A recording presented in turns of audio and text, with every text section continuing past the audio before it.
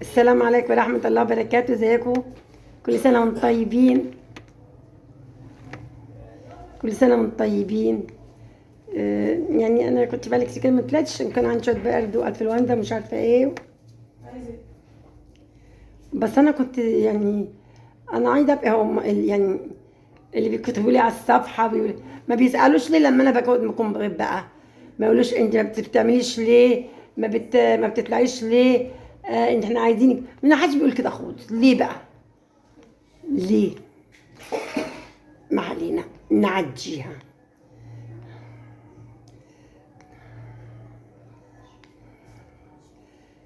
اللي طلع بقى اقوله ان بنت جارتنا هنا آه، ربت لها ولادها. وكانت فاتحه لها بيتها. جارتي اللي هنا ربت لبنتها ولادها وكبرتهم وعلمتهم وكانت بتجري بيهم. ولما عيل يغيب شويه كانت قلبها يقف من الخوف عليه.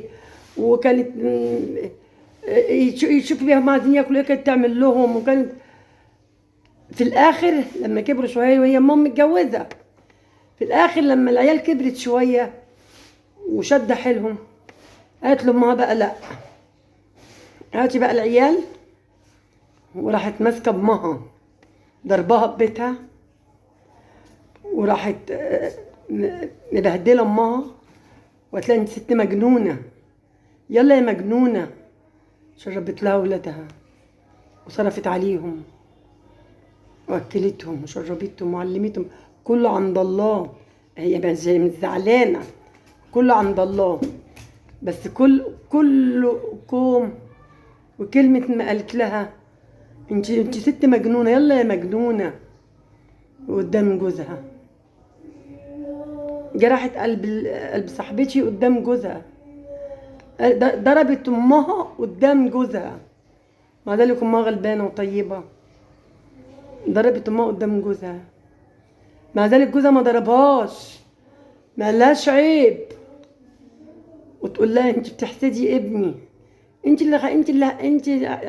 عينك بتقول له امها عينك حرقت رجل ابني. مع الناس اللي بتاع كده كانت بتربيهم وقاعدة مخصوص عشانهم بتربيهم وبتعلمهم. وكانت يمكن مثالي لو تشحت من الناس وتأكلهم. وأحسن مدرسين وأحسن درس وأحسن. وكانت أم الفجر تروح تجيب لي العيال الشهادات من المدرسة ناجحين ولما تعبت، أول ما تعبت بعتها ضرباها بنتها، ضربتها. قلت لها يلا مش يا مجنونه، يلا انا مش سايقه اشوف وشك، يلا يلا يلا يا مجنونه. امال ما كانتش مجنونه ليه؟ لما قعدت وربت وغسلت واكلت وعلمت. دي اتهدت. حرام عليكي. كلمة حسبنا الله ونعم الوكيل بقولها لها مليون مرة. قولها لها مليون مرة. ادي عليها مليون مرة. حسبنا الله ونعم الوكيل فيها. وهي سمعاني. امها مبسوطة ان انا بقول كده. انا بس بسترجوها منكم. كل اللي يصلي في صلاة الفجر ندعي على الست دي، يدعي عليها وعلى بيتها وعلى حلقة قلب امها لما خرجت من بيتها وهي بتقولها يلا يا مجنونة. وخرجت امها مجنونة، خرجت امها تعبانة وجوزها ولا اداها قلم وهي بتقول لامها يلا يا مرة يا مجنونة. انا اسفة في اللفظ، مع ان المجنونة دي ربتها وربت عيالها وعلمتهم وخلت الناس بتتكلم عليهم من كتر نظافتهم واكلهم وعيشتهم مع الست دي. وهي خلتها تتجوز وتخلف وتربي وسابتها هي تتجوز وتربي وتخلف بره وهي خدت عيالها. شفت الست كانت بتعمل ايه؟ وشفت كانت جزائها ايه؟ جزاء ان هي كانت يلا يا مجنونه. انت حسدتي ابني، بتحسدي ابني الصغير، خليتي رجله اتحرقت. هي حسدت ابنك الصغير ده مربياكي ومربي عيالك وكانت فاتحه لك وفاتحه بيتها من كل حاجة، فاتحة بيتها وكانت بتصرف عليها من كل حاجة. أصبحت المجنونة بقت مجنونة خلاص. ينفع بقى المجنونة تفتح بيت؟ خلاص. أنا بقول لها معلش ما تزعليش، سيبيها لربنا، والله العظيم 3 ربنا ما بيسيب.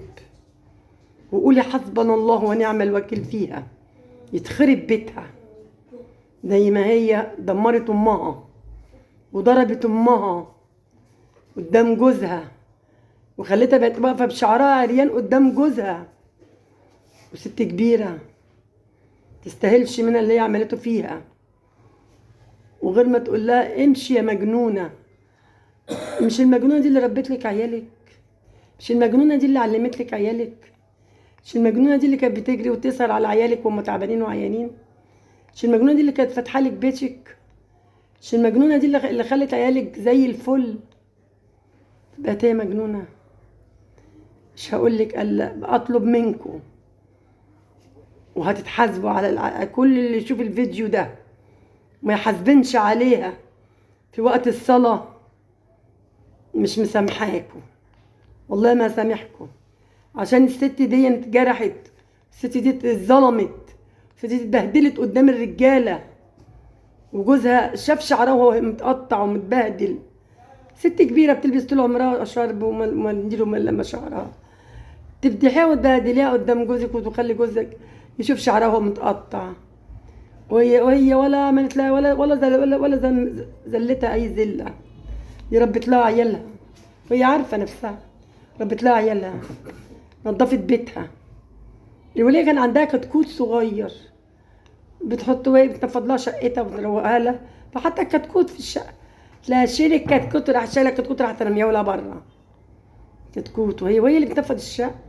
المهم ان هي مش انت اللي بتعملي الشقه، ده هي اللي بتنفض الشقه، امك وبتنظف وبتنفض وهي صدرها تعبان وعيانه والاخ تقول لها يلا يا مجنونه امشي يا مجنونه مش شايقه اشوفك بره، يلا يلا يلا. الام بيتعمل لها كده. الام يا ريت ام هذه غلبان، دي ام لما متجوزه قعدت بيكي وبولادك، ولا معها راجل ولا معها صاحب، بقى عشان لعيالك وبيتك، وفضلت لما كبرت على عيالك وعليكي، في الاخر تترمي بره، في الاخر تتضرب عشان هي وليه غلبانه. وجوزها حتى ما اداها قلم، ملاش عيب، دي ست كبيره، دي في بيتك، ما تبهدليهاش. هي مجنونه، هي لسه يا بنت المجنونه كان ضربها بالقلمين 3 على وشها، لا بوسي على رجليها، وحقك عليا انا، ولو قالت لي كده تاني انا هطلعها، لا تبقى طلقه حتى كان ضحك عليها. بس هو شاف، تقول له خبي، جايبه ذره فراخ، ذره، تقول له خبيهم قبل مامي تشوف الذره تحسد الذره بتاعت الفراخ. الذره بتاعت فراخ، دي ست عينيها مليانه جدا يا عيني، ومحترمه فوق، وعينيها مليانه ومحترمه جدا، وست كل الشارع عارف ان هي لو حد في الشارع عايز جنيه وهي في ايديها هتديهوله، وحنينه جدا، ومش قادره اقول لك طيبه قد ايه، وبتقعد معايا كتير.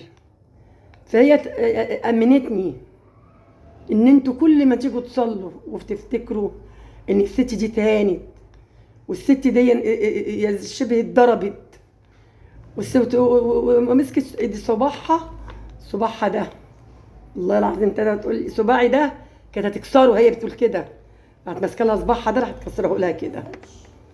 والولايه يعني لا حول ولا قوه ان تخلع في 70 سنه، لا حول ولا قوه. ليه الظلم ده؟ ليه كل ده؟ عشان طليقها، عايزاه، فامها واقفاله، فهي بتموت في امها عشان تبعد عن طليقها، عشان يخشوا بعضيهم.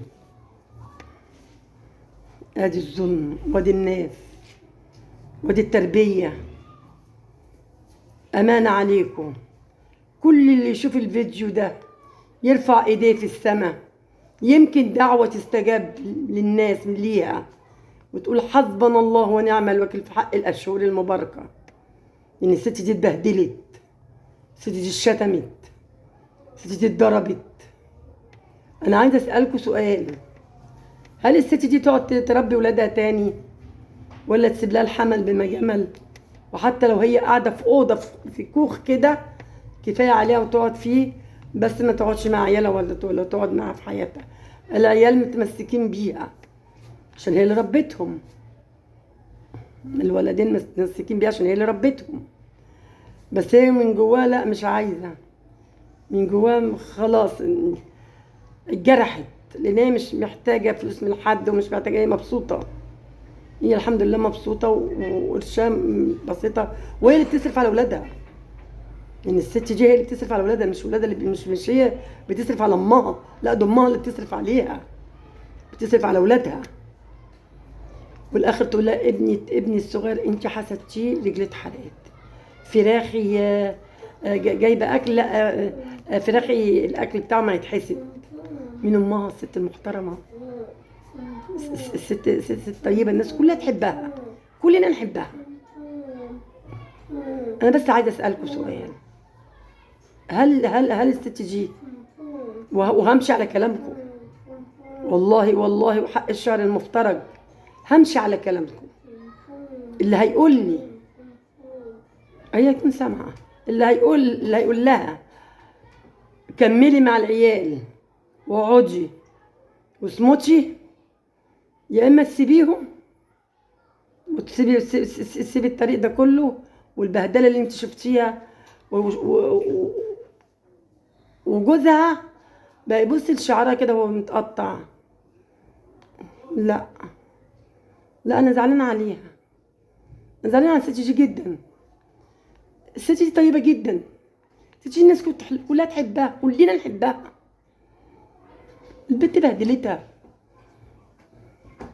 بهدلتها مع ان هي ورتها الخير انواع، والخير دلوقتي موريه لولادها الخير انواع، لكن اتبهدلت وضربتها.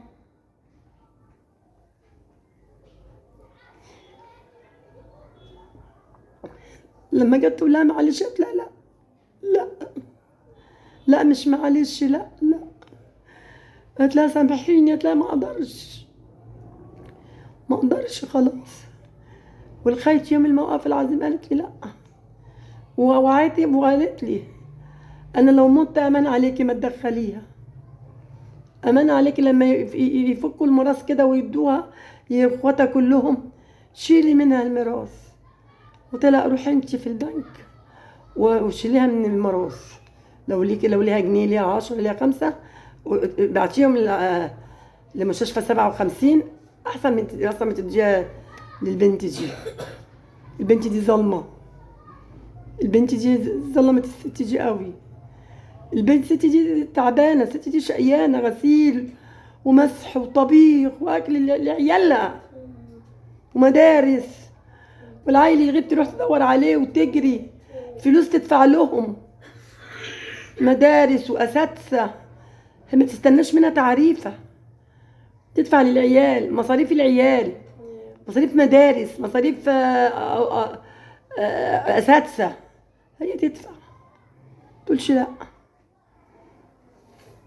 لا حتى لو لقيت حد غريب محتاج بتديله، كلنا عارفينها ان هي بتراضي، ربنا اللي بيراضي.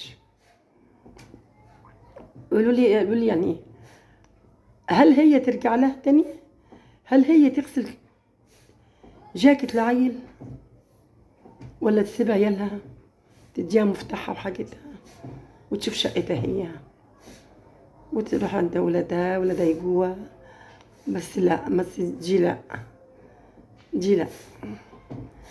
وبقول لها على هوا اهو، حسبنا الله ونعم الوكيل فيكي، بحق الايام الكريمه، بحق ما جرحت امك وشدتي وبهدلتيها، قلت لها يلا يا مرة يا مجنونه، انا اسفه في الكلمه، وقدام جوزك، يا ريت جوزك كان ضربك قلم، كان برد قلبها، كان حاسسها ان هي ليها مقام، مع ان الست دي ليها مقام كويس جدا، وجوزها عارف كده ان الست دي ليها مقام كويس جدا، وحب والناس حباها، وعارف وهي بتحب الناس جدا. ما تشوفش حد غلبان، ما تقدرش تشوف حد غلبان، ما تشوف حد زعلان، حد حزين، تقف معاه وترضيه وتعمله. لكن هي ما لقيتش حد يقف معاها. انا بس طالبه منكم طلب، انكم كل اللي يشوف الفيديو ده ويكون بيصلي في ليله رجب يقول حسبنا الله ونعم الوكيل فيها، ويبعت ويقول لي هل انا ممكن اقعد مع، هل الست ممكن تقعد معاهم تاني؟ ولا العيال ما ذنبهمش حاجه؟ العيال ما لهمش ابهات، وهي متجوزه واخده جنب مع نفسها وبتربي عيل واحد، وسايبه عروسه كبيره في ثالثه اعدادي، وسايبه واد في تانية اعدادي ابتدائي، وانا قاعده بيهم بربيهم وبعلمهم، وكل حاجه حلوه بجيبها لهم.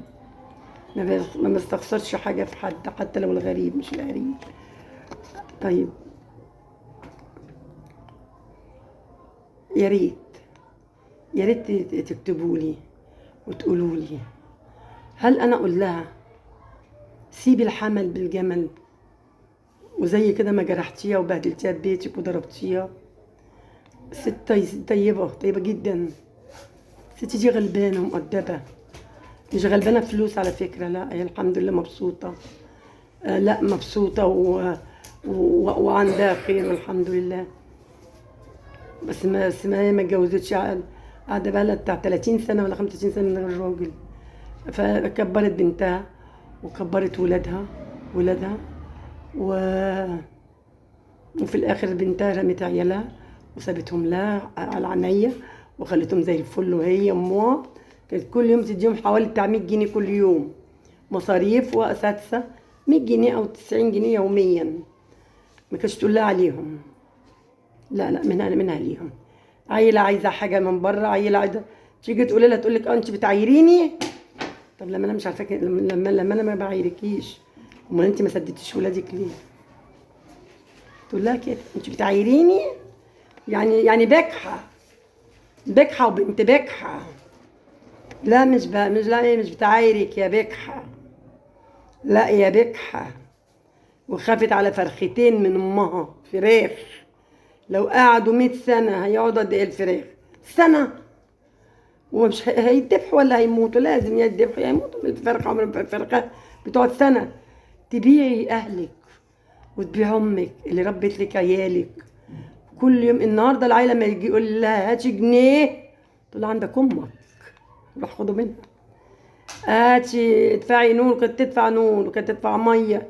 انبوبه تيجي ما كانتش تقول لا، تجيب حاجات في التلاجة، لبن، كل حاجه كانت تجيبها لهم في التلاجة، كل حاجه.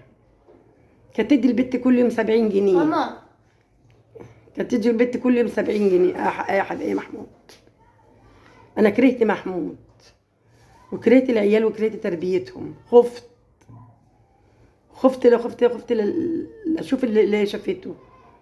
خفت العيال يتعلموا منها اللي هي عملته في امها لما العيال شافوه وهي بتقول لها امشي يا مجنونه، يلا يا مجنونه، يلا يا مجنونه. تقول لامها قدام جوزها يلا يا مجنونه، وتشيلها شعرها وتوري لجوزها. شعرها شكله قد ست كبيره، شعرها بقى متبهدل مش متبهدل، وجوزها بقى يبص على شعرها وشكله. فضحتها ربنا يفضحها، فضحتها. ويا ريت جوزها كان ده قلمين ولا حاجه قدام الست دي، كان جاب لها حقها. لكن اخواتها، انا بقول على النت اهو، يا ريت يا اخواتها تبعدوا عنها كرامه لامكم. لو بتقولوا لها سلام عليكم يبقى انتوا اذيتوا امكم، وحسبنا الله ونعم الوكيل فيها. وتحاسبنوا فيها اللي هي ظلمت امها ويعتبر ضربت امها. مسكت صباحها والله العظيم كانت هتكسره. الولية يعني هتلاقوا اي راح تشدد بصباعها. قولولي اسيب بيتها بعيالها بحاجتها بمحتاجتها واقفل الباب ده خالص، ولا اخلي العيال والبيت بس هي تبعد خالص؟ اقول لها ايه؟ اقول لها خلي العيال وسيبيهم وبعدي عنهم، ولا خدي عيالك وبيتك وانت حرة فيه، وهي الولية اللي تبعد تنزل شقتها، عندها شقة فوق وعندها حاجتها وعندها شقتها وعندها حاجتها. للمرة الثالثة والرابعة هي مرتاحة ماديا، مش غلبانة ولا محتاجة قرش من حد، ولا مرتاحة ماديا. مع ذلك كانت ممكن بيجي يوم عليها بتدي العيل كل يوم، العيلين 100 جنيه كل يوم. تقول يعني يقولوا لها عايزين بتاعة الآلة الحاسبة، خدي يا بنتي 500 جنيه روحي، هي كانت ب 450 النهارده ب 550. تقول لها خدي 450 روحي هاتي لك آلة حاسبة. عايزة مش عارفة ايه تاني، تليفوني اتكسر يا تيتا، خدي يا بنتي 400 جنيه اعملي، ولا 450 اعملي تليفونك. المدرسة عايزة كل يوم 50 جنيه الدرس، خدي ال 50 جنيه كل يوم. دي البنت بنتها. الواد كل يوم عايز 20 جنيه الصبح هو ماشي 10 جنيه، ولما يجي تاني في الدرس 10 جنيه 15 جنيه. تقول له خد انتي وخد انت. وفي الاخر تقول لها انت مجنونه، انت مره مجنونه. مجنونه ليه؟ عشان ربت عيالك؟ عشان قفلت على عيالك؟ عشان مفيش جوز ام ضرب عيالك؟ عشان مفيش بهدله؟ عشان سابتك تعيشي وتخلفي وتفرحي؟ في الاخر قالت لا انت سبب انك ابني اتحرق في رجله بصيتيله. يعني حتى ابنها كمان التالت اللي لسه مولود، هي بصيت له الوليه يا عيني حسدته رخر حرقت رجلي.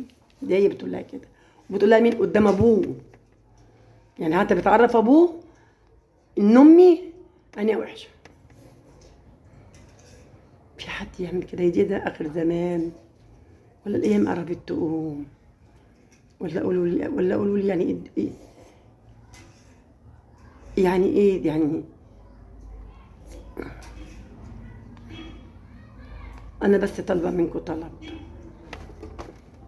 طلب ان كل اللي يصلي ويفتكر الفيديو ده وهو ساجد في الارض يدعي عليها. لو اني انا مش محتاجه دعواكم، لان ما بين الظلم وربنا ما فيش حجاب، طلع عند ربنا. بس اللي هقول لكم كحكايه، والله العظيم والله العظيم والله العظيم 3 يحاسبني عليها الله، يحاسبني عليها الله الحساب العظيمات اللي انا حسبتهم قدام ربنا. تاني يوم ربنا سبحان الله وتعالى حلمت بسيدنا النبي. هو سيدنا النبي جالها في المنام، مش في المنام وهي قاعده كده، جالها في التيف يا ده محمد عن ياسنا كده. فهي سالت، بتقول في واحد كده قالوا لها ده سيدنا النبي اللي جالك في الخير. تاني يوم على طول ربنا سبحان الله، فهي لما سالت قالوا لها ربنا سبحان الله وتعالى لما انت بنتك كسرت بقلبك فربنا حب يفرحك ويرضيكي، يقول لك ترجي ان انا ابعت لك سيدنا محمد يرضيكي. ايوه راضيه يا سيدنا محمد طبعا. قالت ايوه راضيه سيدنا محمد، والله ما بكذب والله ما بكذب. سيدنا محمد تاني يوم جالها في المنام، مش في المنام، هي كانت قاعده تقول انت غمضت كده قعدت عيني ثانيه شفته هو بيبص لي كده ويضحك لي. لما سالت وادتهم اوصافه قالوا ده سيدنا محمد عليه افضل الصلاه والسلام. شفت ربنا كريم قد ايه؟ شفت ربنا حنين قد ايه؟ شفت بنتها عملت فيها ايه؟ وشفت ربنا اداها ايه؟ عشان هي طيبه جدا بتاعت ربنا، ست كويسه جدا، ست طيبه، ست كبيره صغيره. انا بس قلت لكم القصه دي هي حصلت اول امبارح. انا بس بقول لكم كده بس عشان ايه؟ كل صلاه تدعوا عليها هي وجوزها وطليقها، تدعوا عليهم بالدمار، ان يجي رمضان ما يلاقوهمش، عشان الست دي تاخد حقها، لان حقها مش كلمة معلش. دي اتشتمت وقالت لها انا مش طايقه اشوفك، مش عايزه اعرفك، يلا يا مجنونه بره، امشي انت مجنونه، انت ايه ده، انت قرف، يلا يا مجنونه بره. هي دي اللي انا حكيت لكم كل ده على المجنونه اللي بره، ده اللي انا بحكيه لكم وده اللي انا قلته لكم. وانا زعلانه عليها، زعلانه عليها جدا، ومهما كل بنزل وبطبطب عليها وببوسها الاقيها مش زعلانه. الزعل ممكن يتراضى، هي اتكسرت. زي ما تكون انت عمال تجيب حاجه تربي فيها وفرحان بيها وتربي فيها، وفي الاخر الحاجه دي تمسك طوبه وتجيب بيها انت على دماغك. بعد ده كله ما ربيتي وعملتي وسويت، تضربني بالطوبه او تضربني، تكسرني. كسرتها قدام جوزها، بين شعرها قدام جوزها ما قامش وراح ماسكها كده، لا عيب عليكي، زي ما ضربتيها تمثيلك هتضربيني، لان جوزها راجل كبير مش صغير. زي ما ضربت امك وهو واقف في سن امها، زي ما ضربت امك مسيرك هتضربيني. كل ده ليه؟ عشان طليقها عايزه تصاحب طليقها على جوزها، فعايزه تبعد امها، عشان هي امها اللي واقفه في الطريق ده، فعايزه تبعد امها عن الطريق ده.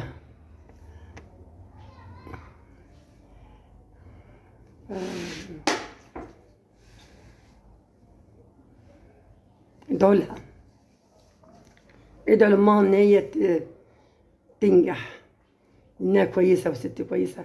والله العظيم 3 ربنا سبحان الله وتعالى بعت لها سيدنا محمد يرضيها، والله وحياة الأذان اللي بيطلع 7 سماوات لربنا إني ما بكذب، إن الست دي جالها سيدنا محمد في المنام تاني يوم على طول ما بنتها ضربتها، وبنتها شدتها من شعرها وبهدلتها، يلا يا مرة يا مجنونة، امشي يا مجنونة، امشي مش عايزة أعرفك غوري، يلا يلا يلا قدام جوزها. والست دي كان ليها مقام عن جوزها، انها ست مرتاحه، مش غلبانه ولا بتاكل من جوزها ولا من شقى جوزها، لا ست الحمد لله ماديا مرتاحه ومبسوطه، فليها مكانها. فاللي زي دي لما تتهزق تبقى كبيره قوي قوي قوي قوي قوي قوي قوي قوي قوي قوي، تبقى كبيره عند ربنا وكبيره عند الناس وكبيره في عينيها وكبيره في كل حته. اما تهزق كده خلاص بقى نسيبنا منها، بس امانه هيحاسبكم الله عليها، لان انا قلت لكم امانه وانتوا سامعيني.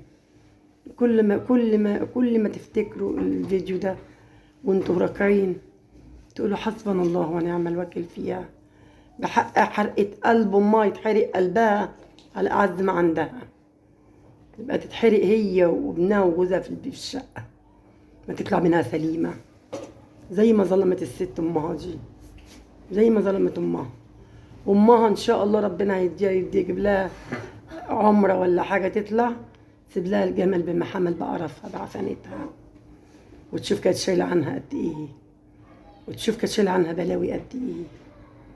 اما تعرف بقى ساعتها هتعرف ان دي كانت شايله، مش هتقدر تشيل اللي هي كانت شايلاه ابدا، مش هتعرف تشيله، شيلتها هتكون تقيله قوي، لان ما كانت شايله ومستحمله، وما كانتش في 3000 جنيه كل شهر تصرفهم على اولادها، وفي الاخر هتلاقي يلا يا مرة يا مجنونه، وضربتها على السرير، وجوزها بقت يا عيني تصرخ زي الاطفال، ما بكاش عينيها، قلبها الحجر اللي بل اشد من الحجر ملنش، ما شفتهاش فيها دمع في عينيها، ما لو كان لقيت فيها دمع في عينيها يمكن كنت خليتها تصالحها، لكن لا، دي واقفة وفاكرة الدنيا دايمة، لكن لا إن شاء الله مش هتدوم للأشكال اللي زي ديت، مش هتدوم. وعندها بنتها وبنتها بتعمل فيها كده قصادي، يعني مش مثلا نقول دايما هيعمل او بنتها هتعمل، لا هي بتقول لي بنتها بتعمل فيها كده من دلوقتي، ما تسالش فيها، ما تردش عليها، ما تسمع لهاش، ما تبصش في وشها، تبدا تزعلي بنتها انت مش عارفه داين تدان يا عبيطه، يا عبيطه داين تدان. انسي انسي ان حق الست ده يروح، لا لا لا والله لا لا لا لا لا لا. وطليقها عايز يصاحب على جوزها سلطة، فمين اللي واقف لهم؟ امها، عايزه تشيل امها من الطريق. وكان بقى خلاص، خلاص بس بقول لكم عشان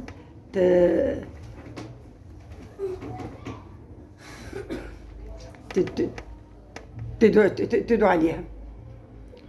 كل ما في حق الست الكبيرة، حق الأيام المفترجة، كل ما حد يشوف الفيديو ده يدعي عليها، كل ما حد يشوف الفيديو يدعي عليها ويدعي تحرق قلبها على أعز ما عندها. بس برضو عايزاكم تكتبوا لي، بس يعني لو تكرمتوا في الكوميدات، هل أنا أقعد وأكمل؟ العيال دي شبه اليتامى، العيال دي ملهاش أبهات، ملهمش أب، أبوهم سابهم ومشي، وهي راحت اتجوزت وخلفت،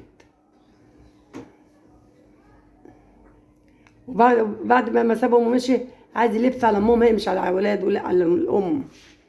فمين اللي واقف في الطريق؟ الام، الست واقفه ليه؟ عايزه تمشيه بعيد عنها عشان بيتها يمشي وولادها، لكن هي ما تستحقش طبعا، مالهاش دعوه بحاجه زي كده.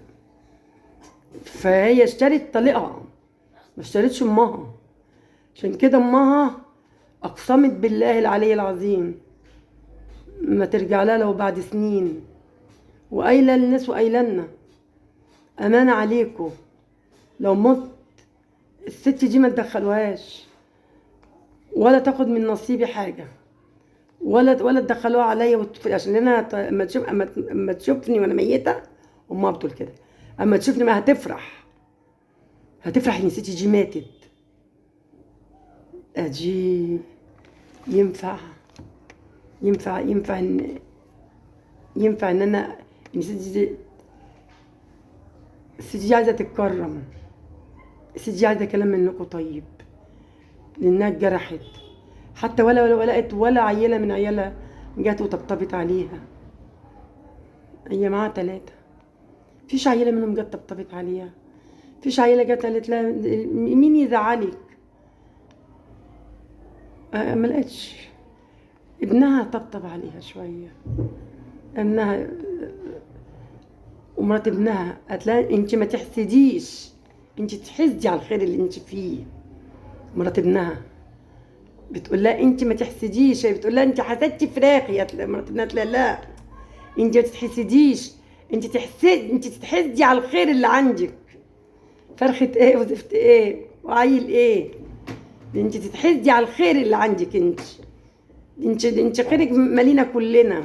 والله الناس بتقول لها كده، الناس بتقول لها كده، الناس بترضيها، بس ولادها ما جمش رضوها، ولا واحده منهم جت رضتها، بس على الاقل ما مرضوهاش بس بعيد عني، لكن هي اللي ضربتني ومسكت صباعي كانت بتكسره، وبقت تهبش فيا وانا ماسكه شعرها من على السرير، بقت هي تهبش في جسمي، يعني في الست بتقول لي كده بتهبش فيا.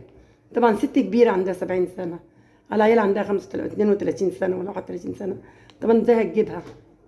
طبعا هي اللي هتموتها، وكنت عايزه تموتها هي وجوزها.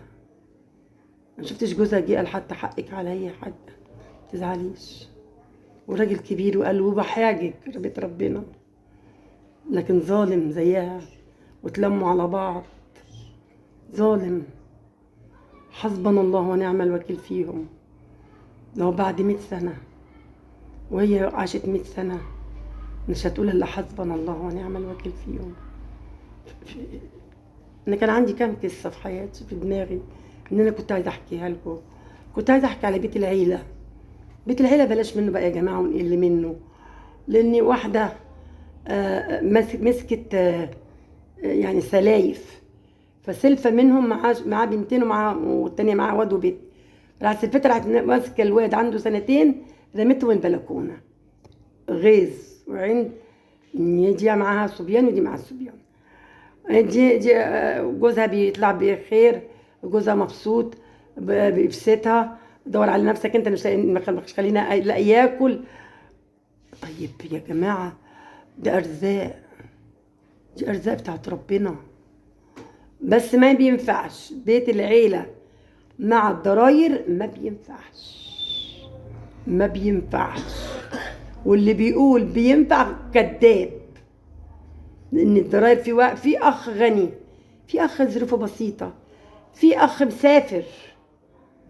اللي مسافر ومراته قاعده في البيت غلط. قاعده ببيتها وبتجوزها، لا غلط. اقعدي عند امك، روحي عيشي عند امك لما جوزك يجي. وانت يلي معاكي عيالك وشايفه سلفك غلبان، يا ستي خدي من اللي عندك راضيهم، اديها واشبعيها. هتلاقي ربنا هيزيدك ويكرمك اكتر واكتر واكتر. طبطبي عليها واديها في السر. مش ضروري لما تيجي تنزلي لها طبق حاجه تنزلي عند حماتك تحت وسلايفك وخدي يا فلانه اكلي عيالك واكلي. لا حرام. لا لا لا لا لا لا لا لا لا. ده بيقول لك الايد الشمال ما تشوفش ايد اليمين، ولا الايد اليمين ما تشوفش ايد الشمال في الحسنه. لو انت عايزه تديها والرزاق هو ربنا، تديها في السر، السر ولا علانيه. يبقى جوزك اللي يدي لاخوه بقى. لو انتوا عايزين تدوا في العلانيه يعني تدوهم وتبسطوهم وبسطوهم عشان تعموا عينيهم عنكم. ما تاذيكيش وتاذي عيالك زي ما احنا بنشوف. تاذيك وتاذي عيالك واحده كانت معاها عيالها وجوزها والتاني ظروفه بسيطه. عارف لو اتكلمت يا محمود وانا بتكلم ابقى اسمع صوتك تاني. وراح الواد ابن عمتها، عيال يعني في الاعداديات، عمها ساكن فوق وهم ساكنين تحت. راح الواد ابن عمتها راح كاتب على الجدار فلانه بنت فلان ماشيه وحش على بنت عمته، على بنت عمه.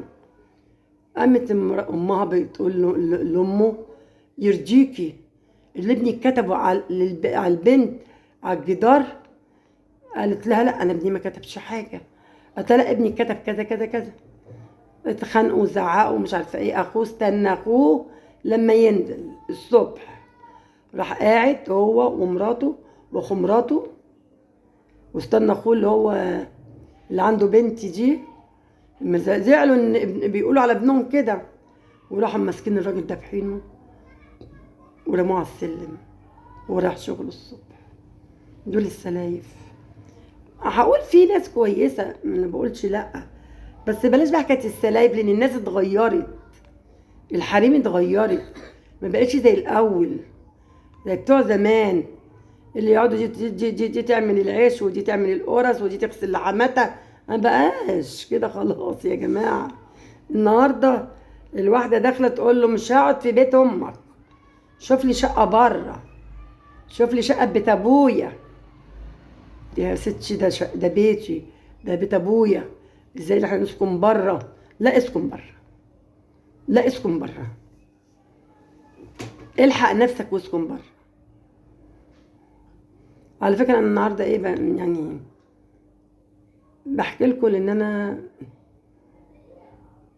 انا يعتبر ان انا بقول لكم ان انا مش هبدا يعني اقعد شويه كده مكسوره. لان انا اما الست بنتها الصغيره تقف تقول لها يلا يا مجنونه، شديده قوي. ما تقول لها انت حسدتي اكلي وحسدتي الواد الصغير مع ان هي احسن منها، شديده قوي قوي قوي. لما تخليها تبعد عن بيتها وتطرد عيالها عشان خاطر اللي هو كان متجوزها الأول وجوزها موافق وراضي. يلا السلام عليكم ورحمة الله وبركاته. بس أقول لكم حاجة، أمانة عليكم، أمانة وهتتحاسبوا عليها.